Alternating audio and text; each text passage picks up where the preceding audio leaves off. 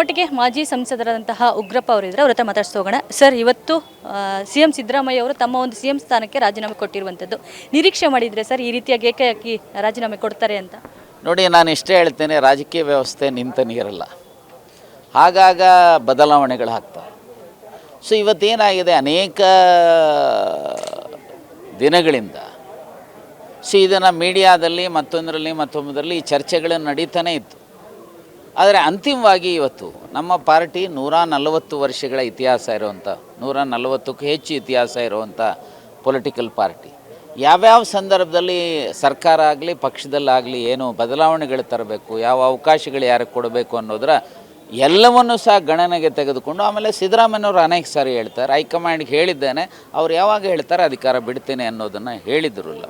So ಹಾಗಾಗಿ ಅವರು ಹೇಳಿದ್ದಾರೆ, ಇವರು ಅಧಿಕಾರವನ್ನು ತ್ಯಾಗ ಮಾಡಿದ್ದಾರೆ. ಅದಕ್ಕೆ ನಾನು ಅವರನ್ನು ಅಭಿನಂದಿಸಲಿಕ್ಕೆ ಬಯಸ್ತೇನೆ. ಆಮೇಲೆ ಅವರೇ ಹೇಳಿದ್ದಾರೆ, ನಾನು ರಿಟೈರ್ ಆಗೋದಿಲ್ಲ, ನಾನು ಆ್ಯಕ್ಟಿವ್ ಪಾಲಿಟಿಕ್ಸಲ್ಲಿ ಇರ್ತೇನೆ ಅಂತೇಳಿ. ಆ್ಯಕ್ಟಿವ್ ಪಾಲಿಟಿಕ್ಸಲ್ಲಿ ಸಾಮಾಜಿಕ ನ್ಯಾಯದ ದೃಷ್ಟಿಯಿಂದ ಶೋಷಿತ ವರ್ಗದ ಧ್ವನಿಯಾಗಿ ಕೆಲಸ ಮಾಡ್ತೇನೆ ಅಂತೇಳಿ ಅವರಿಗೆ ಬಹುಶಃ ಪಾರ್ಟಿ ಬಿಗರ್ ರೋಲನ್ನು ನ್ಯಾಷನಲ್ ಲೆವೆಲಲ್ಲಿ ಕೊಡ್ಬೋದು ಅಂತೇಳಿ ನಾನು ಭಾವಿಸ್ತೀನಿ. ಸರ್, CM ಸಿದ್ದರಾಮಯ್ಯ ಅಂದರೆ ಅಹಿಂದ ನಾಯಕ ಅಂತ ಹೇಳ್ತಾರೆ. ರಾಜ್ಯದಲ್ಲೇ ಸಾಕಷ್ಟು ಒಂದು ಬೆಂಬಲವನ್ನು ಕೂಡ ಹೊಂದಿದಂಥವರು. ಅವರ ಒಂದು ಈ ನಿರ್ಗಮನದಿಂದ ಕಾಂಗ್ರೆಸ್ಗೆ ಡ್ಯಾಮೇಜ್ ಆಗೋ ಸಾಧ್ಯತೆಗಳು ಇರುತ್ತಾ ಅಂತ? ನೋಡಿ, ನಾನು ಇಷ್ಟೇ ಹೇಳ್ತೇನೆ, ಕಾಂಗ್ರೆಸ್ ಅಂದರೆ ಸಾಮಾಜಿಕ ನ್ಯಾಯ. ಕಾಂಗ್ರೆಸ್ಸಿಗೆ ಈಗ ಉದಾಹರಣೆಗೆ ಸಂವಿಧಾನನೇ ಕೊಡದೇ ಇದ್ದಿದ್ರೆ ಕಾಂಗ್ರೆಸ್, ಅಂಬೇಡ್ಕರ್ ಬರ್ಕೊಟ್ಟಂಥ ಸಂವಿಧಾನನ, ಸೊ ಯಾವಾಗ 26 ಜಾನ್ವರಿ 1915 ಅವತ್ತು ನೆಹರು ಸರ್ಕಾರ ಆ ಸಂವಿಧಾನನೇ ಅಕ್ಸೆಪ್ಟ್ ಮಾಡ್ಕೊಳ್ಳದೇ ಇದ್ದರೆ ಪ್ರಶ್ನೆ ಎಲ್ಲಿ ಬರ್ತಾಯಿತ್ತು? ಆ ಸಂವಿಧಾನದಲ್ಲಿ ಆರ್ಟಿಕಲ್ 332 ಇಂದ 342ವರೆಗೂ ಅದರಲ್ಲಿ SC STಗಳಿರ್ಬೋದು, OBCಗಳಿರ್ಬೋದು, ಮಹಿಳೆಯರಿರ್ಬೋದು, ಹಾಗೆ 25ನಲ್ಲಿ ಮೈನಾರಿಟೀಸ್ ಇರ್ಬೋದು. ಸೊ ಇದರಲ್ಲಿ ಹಾಗೆ ರೆಡ್ ವಿತ್ ಆರ್ಟಿಕಲ್ 15 ಆ್ಯಂಡ್ 16ನಲ್ಲಿ ಆ ಸಂವಿಧಾನದ ಪ್ರಿಯಾಂಬಲಲ್ಲಿ ಹೇಳಿರ್ತಕ್ಕಂಥ ಜಾತಿ ರಹಿತ, ವರ್ಗ ರಹಿತ, ಶೋಷಣೆ ರಹಿತ, ಸಮಪಾಲು ಸಮಬಾಳು, ಸಮಾನ ಅವಕಾಶದ ಸಮಾಜದ ಪರಿಕಲ್ಪನೆ ಸಂವಿಧಾನದಲ್ಲಿದೆ. ಹಾಗಾಗಿ ನಾನು ಇಷ್ಟೇ ಹೇಳ್ತೇನೆ, ಸಂವಿಧಾನದಲ್ಲಿ ಇರುವಂಥ ಮತ್ತು ಕಾಂಗ್ರೆಸ್ಸಿನ ಫಿಲಾಸಫಿ ಸಿದ್ಧಾಂತ ಏನಿದೆ ಸಾಮಾಜಿಕ ನ್ಯಾಯಕ್ಕೆ ಮತ್ತು ಎಲ್ಲ ವರ್ಗದ ಹಿತ ಕಾಪಾಡುವಂಥ, ಹಾಗಾಗಿನೇ ಸಿದ್ದರಾಮಯ್ಯನವರಾಗಲಿ ನನ್ನಂಥವರಾಗಲಿ ಕಾಂಗ್ರೆಸ್ಸಿನ ಸಿದ್ಧಾಂತ ನಂಬಿ ಇರುವಂಥದ್ದು. ಸೊ ಒಂದೇನಪ್ಪ ಅಂದರೆ, ಸಿದ್ದರಾಮಯ್ಯನವರು ಆ ಬದ್ಧತೆ ಇರತಕ್ಕಂಥ ಎತ್ತರದ ನಾಯಕರಾಗಿರೋದ್ರ ಆ ಸಿದ್ಧಾಂತದ ಹಿನ್ನೆಲೆ ಇರತಕ್ಕಂಥ ಹೋರಾಟಗಳ ಮೂಲಕ ಸೊ ಈ ಹೋರಾಟಗಳಿಗೆ ಒಂದು ರೀತಿ ಕ್ಯಾಟಲಿಸ್ಟ್, ವೇಗವರ್ಧಕವಾಗಿ ಅವರು ಕೆಲಸ ಮಾಡಿದ್ದಾರೆ. ಹಾಗಾಗಿ ನನಗನ್ಸುತ್ತೆ ಅವರು ಕಾಂಗ್ರೆಸ್ನಲ್ಲಿ ಇರ್ತಾರೆ, ಕಾಂಗ್ರೆಸ್ಸನ್ನು ಬಿಟ್ಟು ಹೋಗೋದಿಲ್ಲ. ಸೊ ಹಾಗಾಗಿ ಕಾಂಗ್ರೆಸ್ಸಿನ ನಾಯಕರಾಗಿರ್ತಾರೆ. ಹಾಗಾಗಿ ಸೊ ಈ ಅಹಿಂದ ವರ್ಗ ಇರ್ಬೋದು, ಮೈನಾರಿಟೀಸ್ ಇರ್ಬೋದು, ಮತ್ತೊಬ್ಬರು ಇರ್ಬೋದು, ಎಲ್ಲ ವರ್ಗದ ಜನ ಕಾಂಗ್ರೆಸ್ಸಿನ ಸಿದ್ಧಾಂತದಲ್ಲಿ ನಂಬಿಕೆ ಇಟ್ಟಿರುವಂಥವ್ರು ನಮ್ಮೊಟ್ಟಿಗೇ ಇರ್ತಾರೆ. ಮತ್ತೆ 2028ರಲ್ಲೂ ನಾವು ಅಧಿಕಾರಕ್ಕೆ ಬರ್ತೇವೆ ಅಂತೇಳಿ ಹೇಳಿಕೆ ಬಯಸ್ತೀವಿ. ಸರ್, ಸಚಿವರು ಸೇರಿದಂತೆ ಅನೇಕ ಶಾಸಕರುಗಳು ಕೂಡ, ಜೊತೆಗೆ ಸಿದ್ದರಾಮಯ್ಯ ಅವರ ಅಭಿಮಾನಿಗಳು ಕೂಡ ರಾಜೀನಾಮೆ ಕೊಡಬೇಡಿ ಅಂತೇಳಿ ಸಾಕಷ್ಟು ಒತ್ತಾಯ ಮಾಡಿದರು. ನೀವೇನಾದರೂ ಅವ್ರ ಜೊತೆ ಮಾತುಕತೆಗೆ ಮುಂದಾಗಿದ್ರಾ ಅಂತ? ನೋಡಿ, ರಾಜಕೀಯ ವ್ಯವಸ್ಥೆನಲ್ಲಿ ಇದೆಲ್ಲ ಸಹಜ. ಸೊ ಒಂದೊಂದು ಕಾರಣದಿಂದ ಒಬ್ಬೊಬ್ಬರು ಇದನ್ನು ಕೇಳ್ತಾರೆ, ಕೆಲವರು ಮುಂದುವರಿಲಿ, ಇನ್ನು ಕೆಲವರು ಹೊಸಬರಿಗೆ ಅವಕಾಶ ಸಿಕ್ಕಲಿ ಅನ್ನೋದನ್ನು ಸಹ.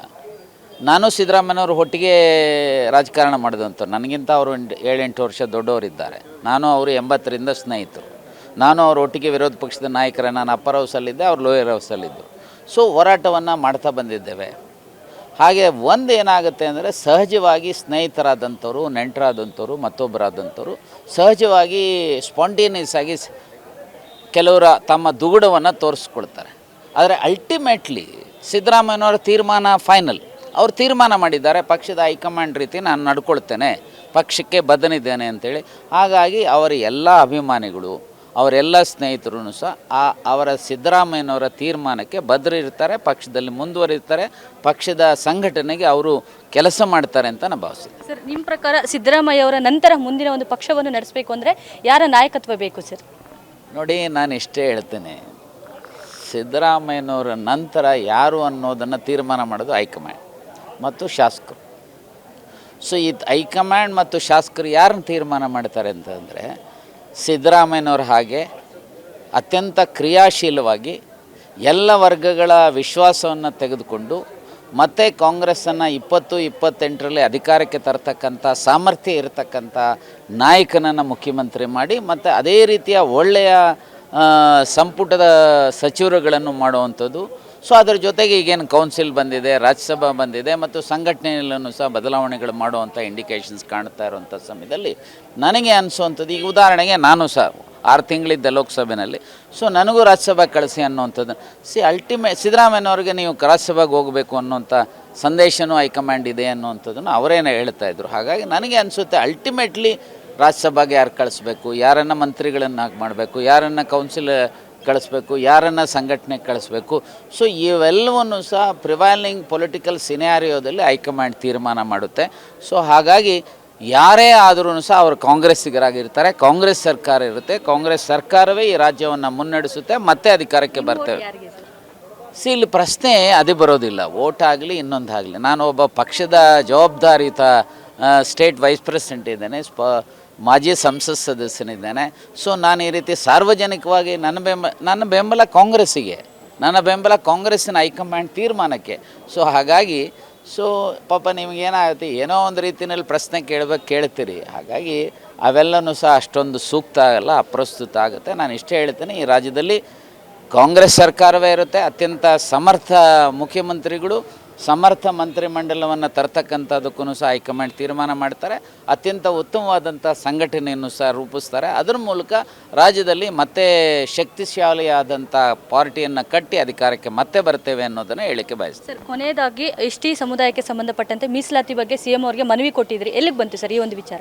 ನೋಡಿ, ಒಂದು ಹೇಳ್ತೀನಿ, ಸಂವಿಧಾನದಲ್ಲಿ ಸಾಮಾಜಿಕ ನ್ಯಾಯವನ್ನು ಕೊಡಬೇಕು ಅಂಥೇಳಿ, ಅದರಲ್ಲೂ ಆರ್ಟಿಕಲ್ 341 ಯಾರು ಸಾಮಾಜಿಕವಾಗಿ ಶೈಕ್ಷಣಿಕವಾಗಿ ಹಿಂದುಳಿದಿದ್ದು ಅನ್ಟಚಬಲ್ ಇರ್ತಾರೆ ಅವ್ರು SC.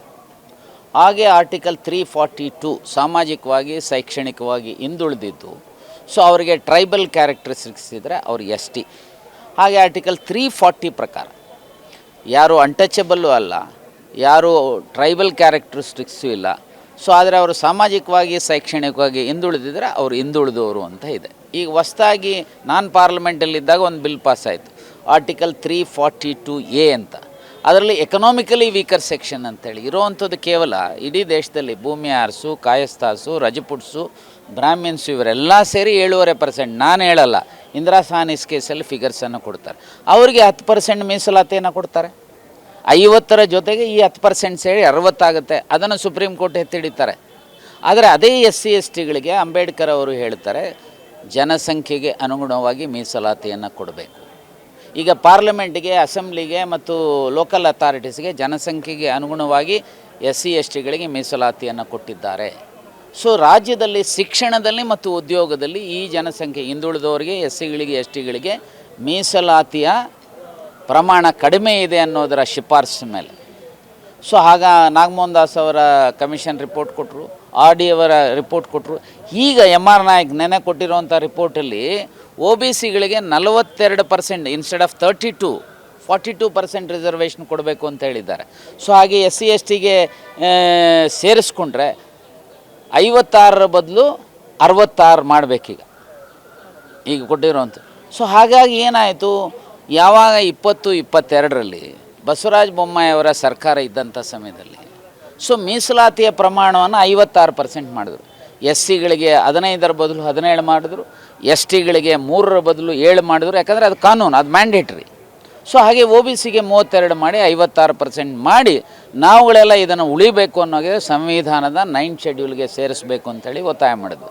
ಅದರ ಪರಿಣಾಮ ಅವತ್ತಿನ ಸರ್ಕಾರ 23 ಮಾರ್ಚ್ 2023 ಅವತ್ತಿನ ರಾಜ್ಯ ಸರ್ಕಾರದ ಮುಖ್ಯ ಕಾರ್ಯದರ್ಶಿಯವರು, ಚೀಫ್ ಸೆಕ್ರೆಟರಿ ಪತ್ರ ಬರೆದು ಕೇಂದ್ರ ಸರ್ಕಾರಕ್ಕೆ ಇದನ್ನು 9th ಶೆಡ್ಯೂಲ್ ಇಲ್ಲಿವರೆಗೂ ಸೇರಿಸಿಲ್ಲ, ರಿಜೆಕ್ಟು ಮಾಡಿಲ್ಲ.